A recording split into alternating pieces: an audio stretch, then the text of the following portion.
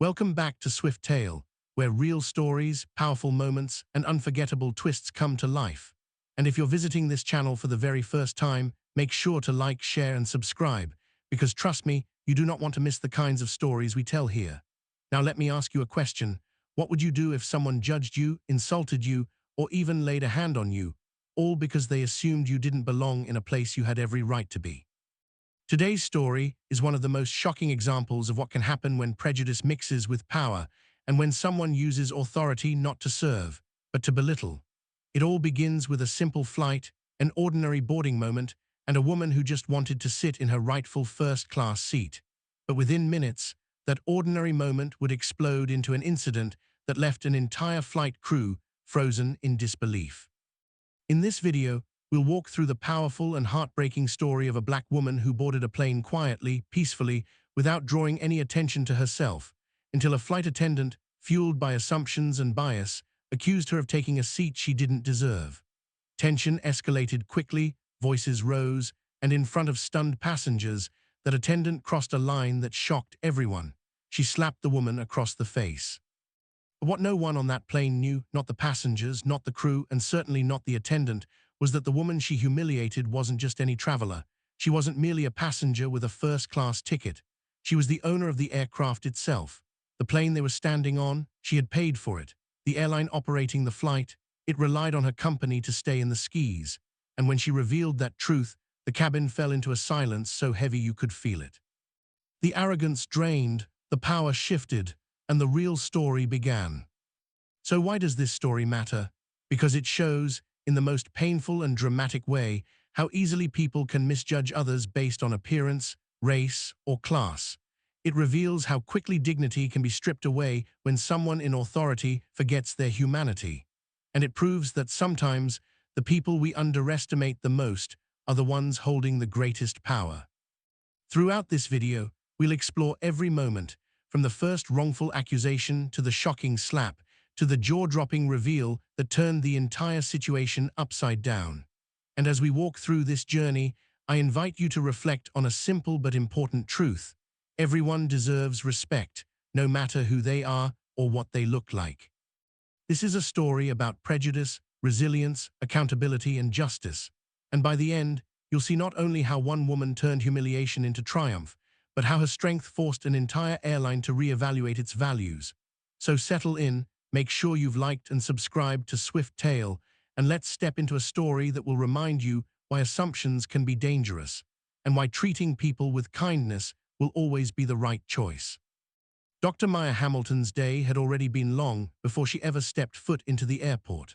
As one of the youngest self-made billionaires in the aviation industry, her schedule was packed with back-to-back meetings, contract reviews, and late-night calls coordinating deals across 3 time zones.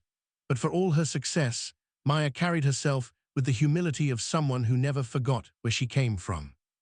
Raised by a single mother who worked double shifts as a nurse, she learned early on that hard work, compassion, and perseverance were worth more than any title or luxury she would ever earn. And though her company now owned a fleet of aircraft leased to major airlines across the country, Maya preferred to dress simply when she traveled, comfortable jeans, an oversized hoodie, and her hair tied up. She didn't need to announce her status. Her quiet confidence spoke for her. The airport buzzed with its usual blend of chaos and anticipation the evening Maya arrived.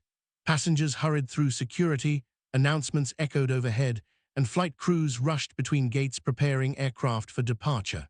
To anyone watching, Maya looked like just another exhausted traveler trying to make it home. She blended seamlessly into the crowd, greeting workers with a warm smile, never drawing attention to herself. What no one knew was that the plane parked outside, a sleek Boeing leased by the airline, was one of the many aircraft owned by her company.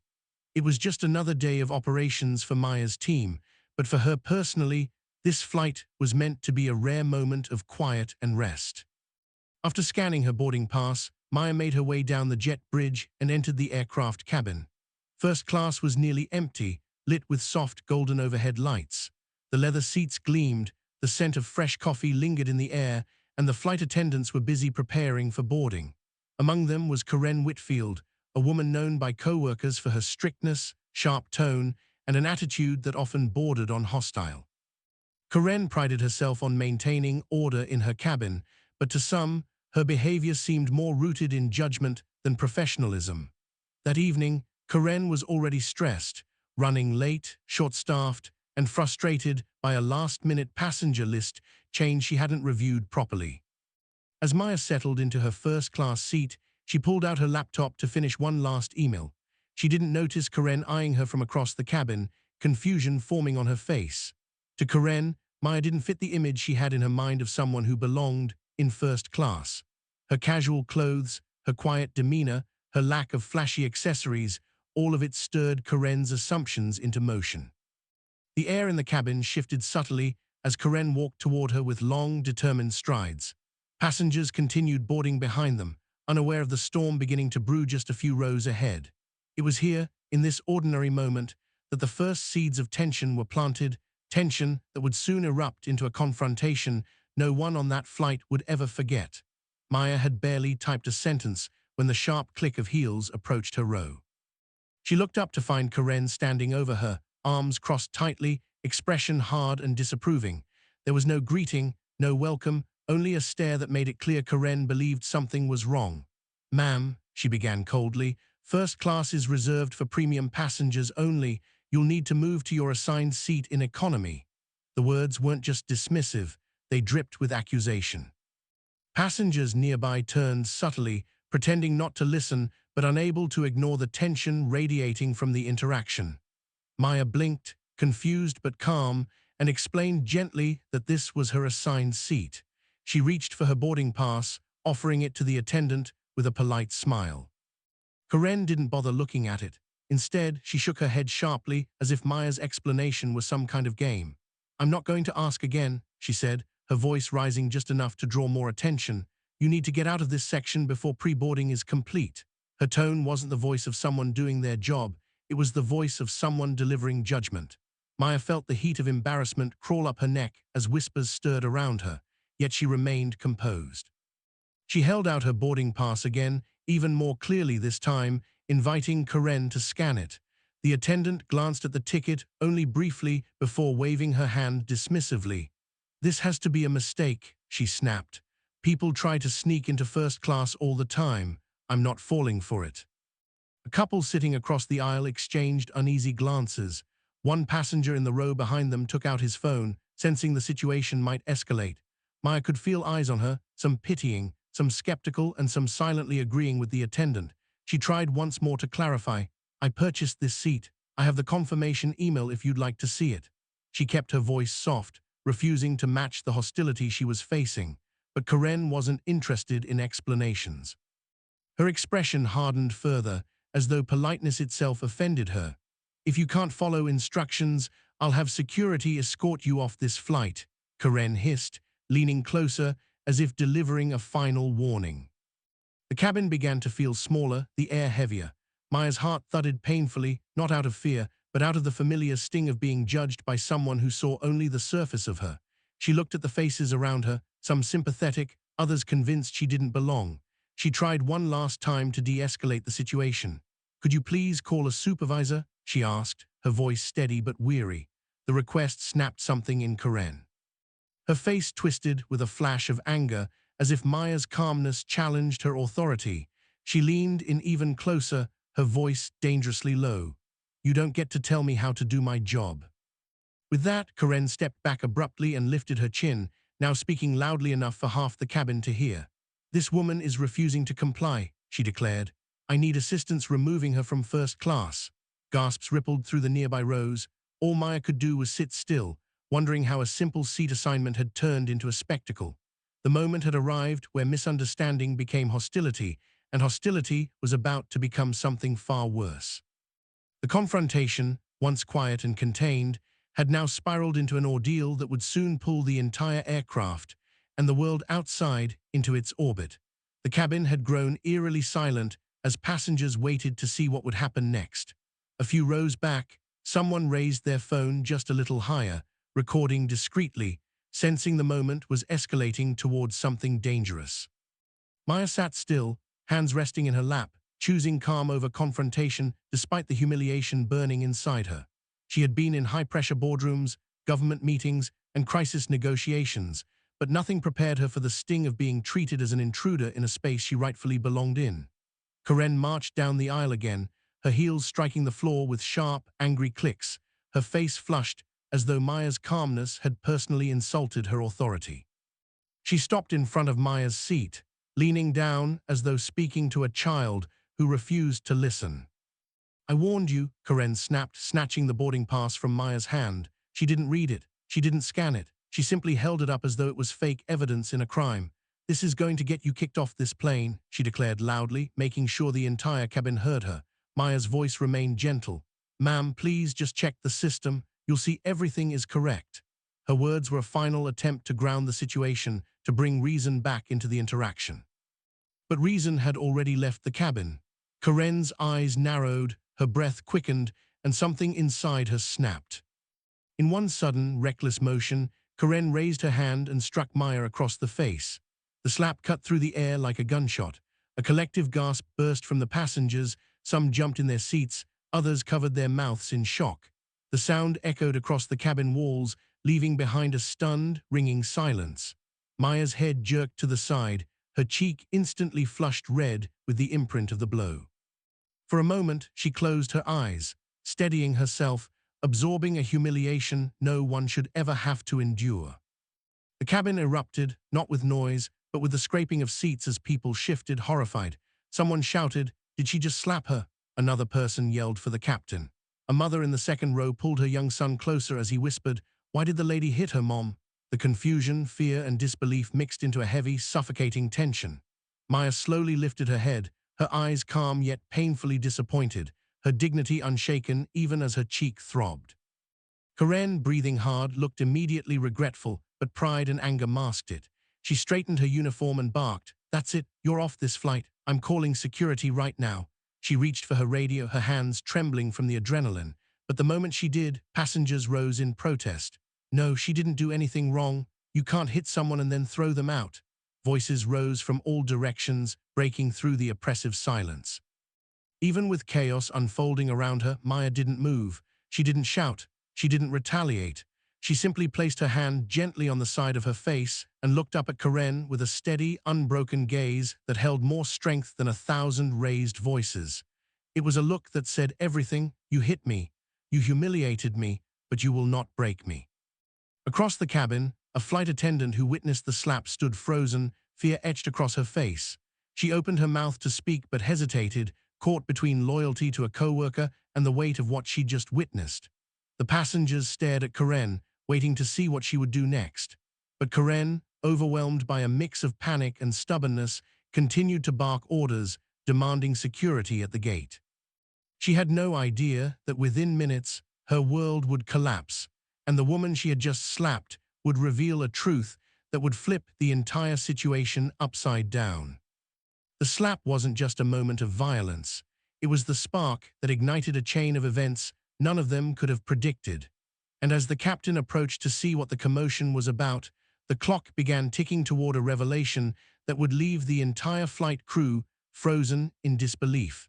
Security arrived at the aircraft door within minutes. Summoned by Karen's frantic, clipped orders over the radio. 2 officers stepped onto the plane, their presence immediately shifting the atmosphere. Passengers straightened in their seats, some recording openly now, no longer trying to hide their cameras. The tension that had been simmering finally boiled into a full, chaotic buzz. From her seat, Maya watched the officers approach, her cheek still red where Karen's hand had landed. She knew this was the moment where everything would either spiral completely out of control or take a sudden, dramatic turn. She took a deep breath, grounding herself, preparing not just to defend her dignity, but to reveal exactly who she was. Karen stepped forward before the officers could even speak.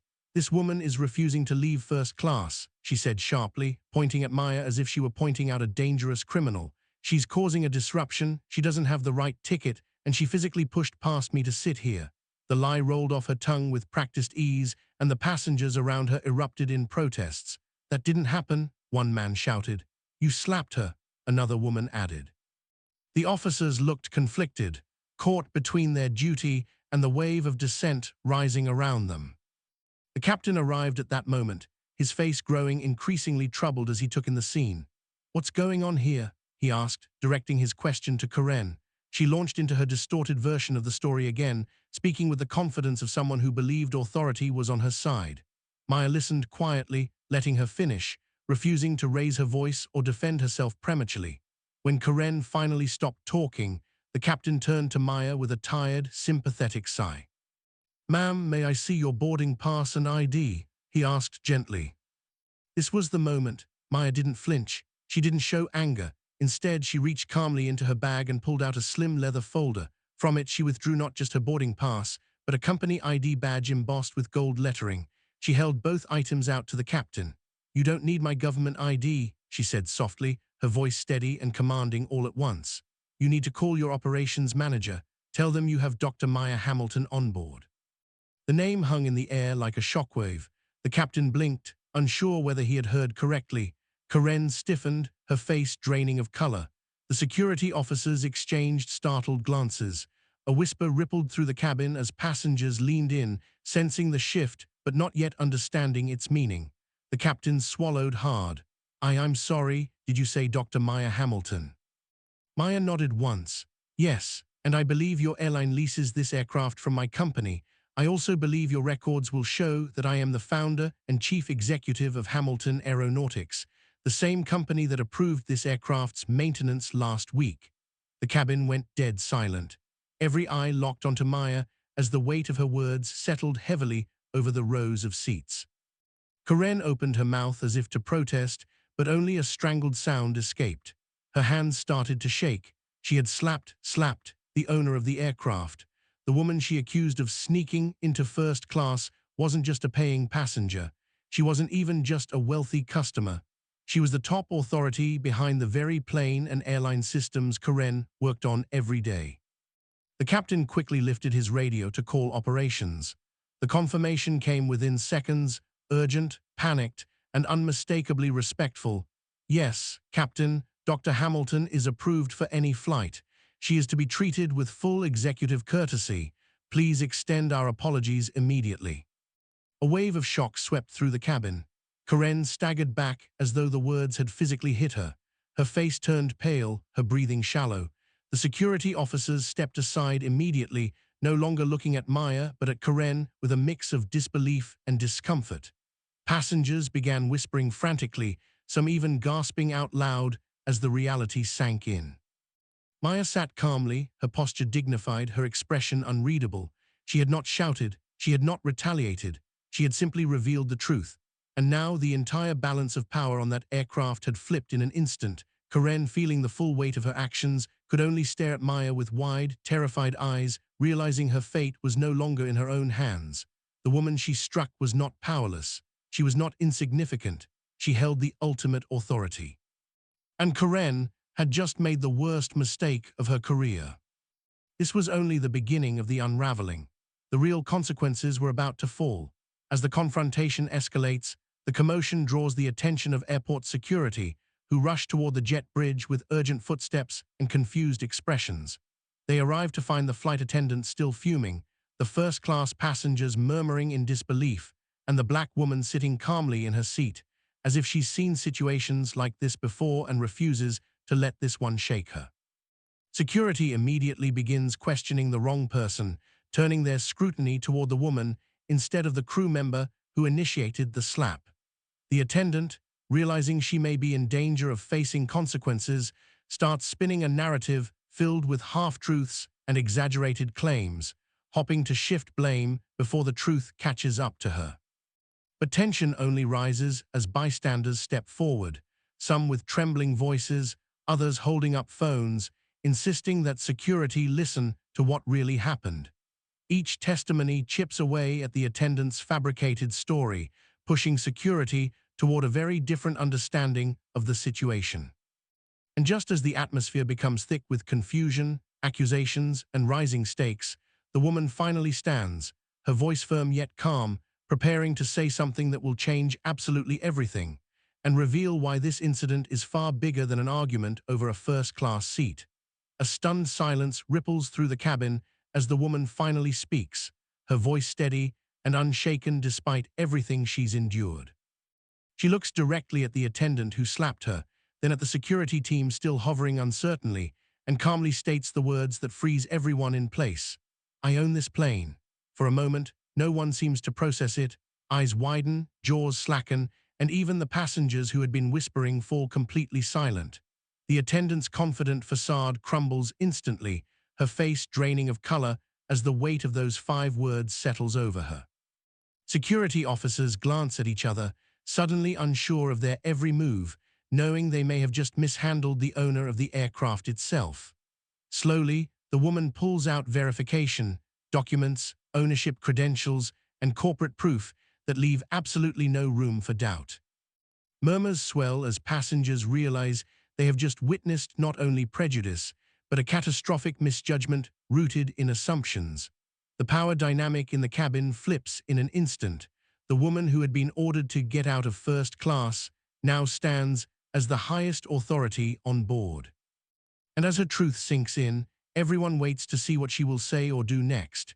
Because from this moment forward, the story is no longer about a seat, but about accountability, dignity, and the consequences of underestimating the wrong person. The atmosphere inside the aircraft shifts sharply as the reality of the woman's authority settles over everyone. The captain is urgently summoned from the cockpit, his expression tense and apologetic as he takes in the shaken passengers, the humiliated attendant, and the composed woman who now holds everyone's attention. He listens carefully as witnesses recount what happened, their voices firm with indignation as they describe the slap, the shouting, and the blatant disrespect. The captain's posture stiffens, realizing the gravity of the situation. Not only has a crew member assaulted a passenger, but she assaulted the owner of the plane herself. Corporate headquarters is contacted within minutes, and the tone on the other end of the call shifts from confusion to immediate alarm as they understand the legal and operational disaster unfolding. The attendant, once smug and confident, now trembles as she's escorted away from the cabin, her protests weak and desperate as she realizes her career is crumbling right before her eyes. Meanwhile, the passengers quietly watch, some offering supportive nods to the woman, others shaking their heads at the absurdity of what nearly became a full-blown crisis. Through it all, the woman remains calm, gracious even, her presence commanding respect without raising her voice. But the consequences, both immediate and long-term, are set into motion, reshaping the atmosphere of the entire airline and ensuring that what happened today will not be forgotten anytime soon. As the dust settles and the incident begins transitioning from chaos to reflection, the woman takes a slow, steady breath and addresses the passengers, the shaken crew, and the security officers who remain nearby. Her voice is calm, but it carries the weight of years of experience, of moments where she had been underestimated, judged, or dismissed simply because of how she looked. She doesn't yell. She doesn't shame.